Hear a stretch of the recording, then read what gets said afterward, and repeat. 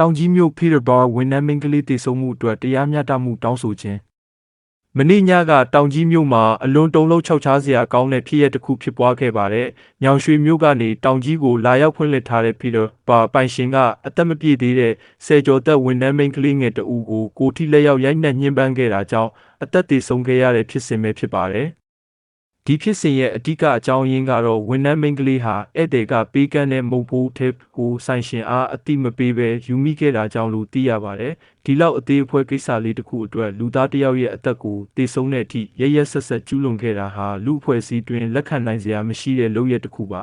။ကျူးလွန်သူဟာရခိုင်ကညောင်ရွှေမြို့ဟိုတယ်ဆောင်မှာလုပ်ငန်းလုပ်ကင်ခဲ့မှုသူဖြစ်ပြီးယခုနှစ်အစပိုင်းမှာတောင်ကြီးမြို့ကိုပြောင်းရွှေ့ကလုပ်ငန်းရှင်တဦးအဖြစ်ရည်တည်နေသူဖြစ်ပါတယ်။လက်ရှိမှာတော့ပြစ်မှုကျူးလွန်ပြီးနောက်လူမှုကွန်ရက်အကောင့်များကိုပိတ်ကာထွက်ပြေးတိမ်းရှောင်နေကြောင်းသတင်းများထွက်ပေါ်နေပါတယ်